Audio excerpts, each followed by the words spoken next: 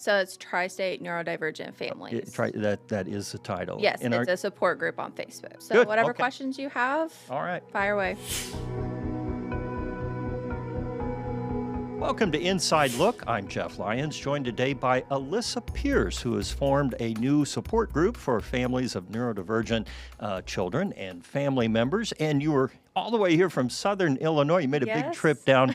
You host your own podcast. I do. You could have done this whole thing in your basement, right? I know, right? I'm glad you came down here to talk a little bit about your program. Yeah, thank you for having me. Yeah, first off, tell us about your family. So I've been married to my husband for 6 years now, and he is the best supportive person ever. And I have a 4-year-old son named Apollo. He got diagnosed with level 2 autism when he was 2, ironically. So we actually live in Browns, Illinois. So I know that's quite a hike. Yeah. So it's, difficult getting him to therapies and whatnot because there's not many resources in that area. Yeah, and that's kind of the angle I wanted to take today. Mm-hmm. Of course, we have different service groups all over the tri-state, not as many probably as we need, but and here you are kind of the outpost. I mean, you're in Browns, which is what, about 200 people, maybe? Yeah, I may be pushing it, but yeah. and sort of a suburb of Albion, which is about 2,000, although now the Champion Labs folded, everything's kind of up in the air, so difficult times. You must have felt terribly, terribly isolated when you got that diagnosis. Yeah. I mean, do you have a neighbor, anybody that is in your same situation? My mother-in-law, we are staying with her right now while we figure out our next moves for him. So she is very supportive of us and supporting us in parenting our son, and that has come with a lot of challenges. He is our first child. He had a very traumatic birth coming here to this world, and, we were not expecting that diagnosis, so that was really hard for us to navigate at first, and it did feel very isolating.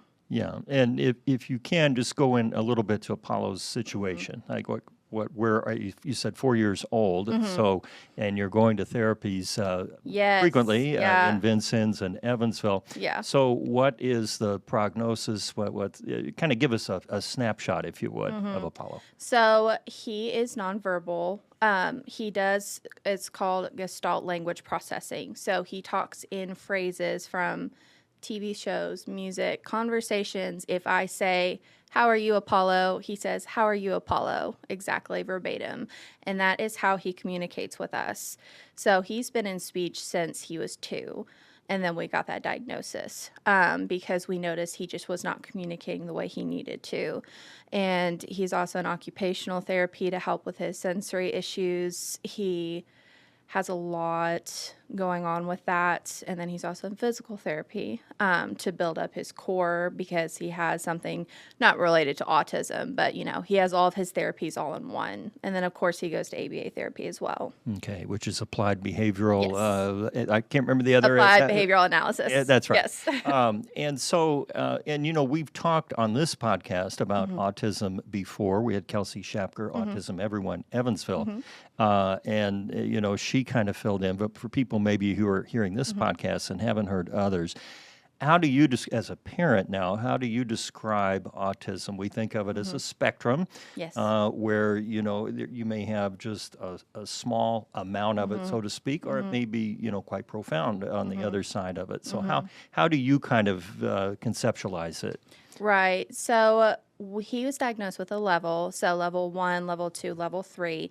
Level 3 is profound autism. Level 1 is technically considered high functioning, but I think they don't use that term anymore for individuals. So he's level 2. So he's right in the middle. So some areas he does really well in, and other areas he really struggles and really needs those supports. So he's just kind of right in between those two diagnoses or those two levels. So that's hard for us to navigate with certain things for him, like transitions.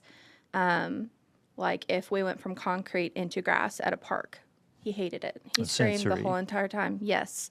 Anytime we would transition to a different activity, if we went to a children's museum and he's having fun in one room and we try to get him to go to a different room, complete meltdown. And that's very hard for us to navigate in public situations because he's throwing himself in the floor and, screaming and crying, and he can sometimes be aggressive. And, that's just a part of some of the things that come with autism. Yeah. When you first got the diagnosis and you probably suspected something was up, Yes. now you start doing research, right? You Yeah. go online and that's terrifying. I mean, there's all Right. kinds, it's like anytime you go on to, seek advice on the internet, there's a lot out there unfiltered. How did you winnow it down to something manageable, or have you? I mean, are you, obviously it's a journey. Yeah. But what was your first step? And then what was the spark to get you to say, "Hey, we need a support group out here"? Well, Dr. Google is not accurate. So a lot of my research I did through studies, and I asked doctors and therapists, and researching is my thing. I used to be a case manager for people on the spectrum. So I'm very familiar with doing that. It's just different when it's my own child, because I want him to have the best quality of care, because he deserves all those opportunities, right? All kids do. So that was hard for us to navigate for him. So we just kind of wing it, I guess. That's kind of how we approached it. Because I didn't know what I was doing. No one helped me. His pediatrician gave us basic resources, but that was about it. And you said you a direct support professional, or you were working? I was a case manager. Case manager. Yeah. So you'd seen it, I mean, Yes. yeah, as you say, it's much different when it's in your camp and not just, someone Yeah. else that you're helping. Yeah. But then by a lot of standards, you were better prepared Yes. to know, okay, this is what it is and this is where I need to look. Yes. But then in the broader world, how many kids like Apollo are there in Browns or even in Albion?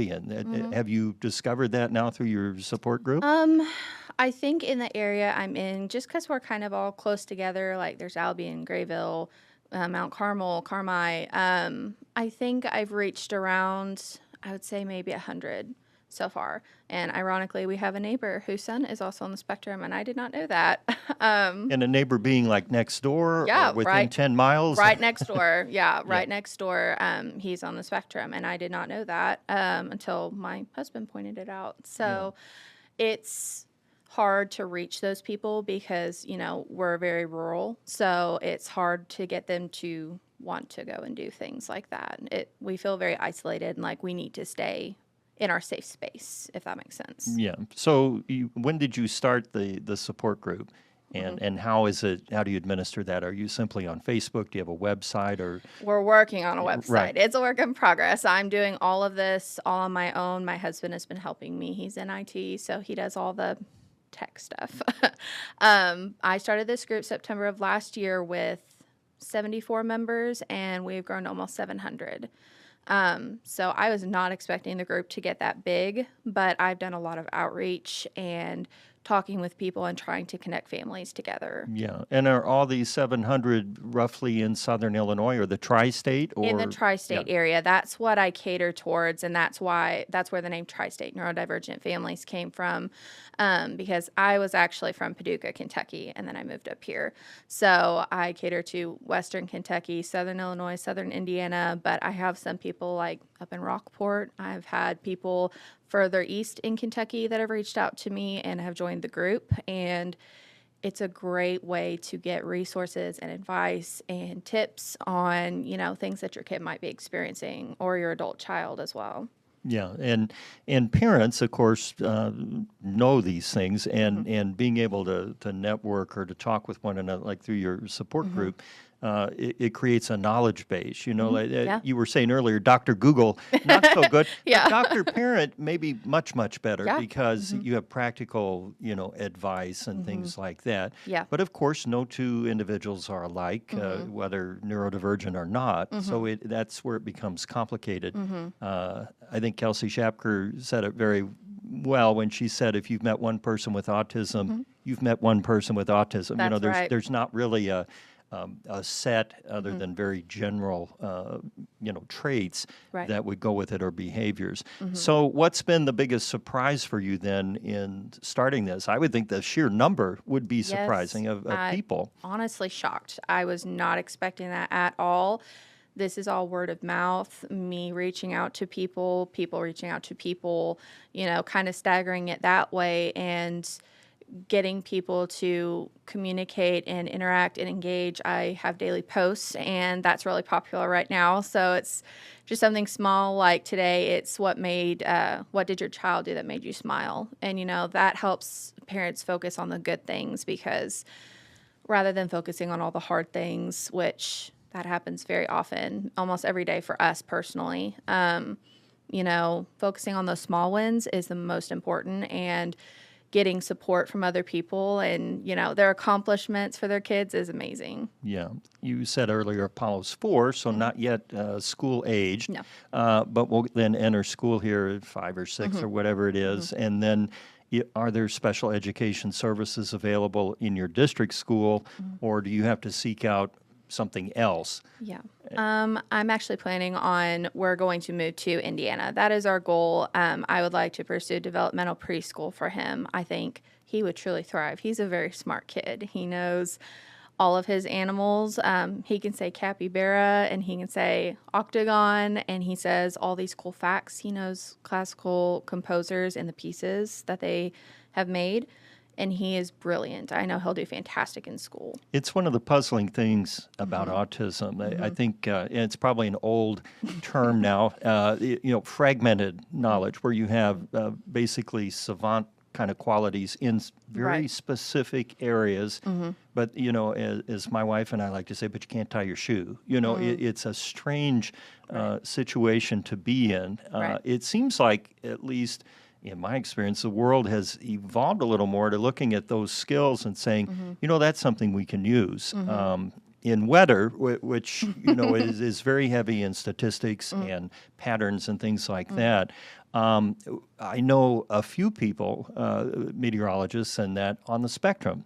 And they are extremely adept at saying, oh, well, that's similar to the snowstorm of 1947 when we had two, they know all of this information and can apply it and are working. You mentioned earlier that in autism you have 3, basically, I think in developmental disability it used to be classified as a mild, moderate, severe, and profound. Yes. With mild being the high functioning, probably able to have some independence, and of course profound being at the other end. When you're in the middle, as you describe right now, how do you, I know how you hope it goes, but how do you see it going, and what are the other parents telling you who are kind of in that range? I've talked to quite a lot of parents whose kids are kind of right in the middle at level 2. It's not quite they're able to do more things or they're not able to do more things. It honestly depends, because levels can fluctuate as kids get older. And that's what the psychologist who diagnosed him told us, because, kids change every day. And that's the same for neurodivergent children. So, he may be level 2 right now, but he may, change and become a level 1 where he would be able to, hopefully fully take care of himself and be independent, have a job, things like that, and pursue whatever interest he has in the future. So I always think very positively about his future, and I try to give him all the opportunities that he needs to support him, because he's a great guy. I love him so much. I talk about him all the time. So right now, you said you're working on a website, and I assume you're on Facebook or you're on social media that way. And you said you had over 700 parents or followers or subscribers, however you want to characterize it. What would you say the range is in those individuals? I guess it's all over the board, just like everything else. Yeah, it's all over the board. Yeah, it's very broad. I try my best to keep things kind of very uniform-ish, but I'm very open to accommodating for whoever wants to be a part of it. So I have kids or parents of the children in the group who have ADHD or OCD or other mental health disorders, because I don't want to just have it for autism, because, those parents need support too. Yeah, so and that's under the big umbrella of neurodivergent, right? Yeah. Almost everybody would be at some point, I suppose. What about advocacy? You kind of point up the difficulty of living in a rural area where there isn't a good concentration of people. Therefore, the services are going to be farther spread too.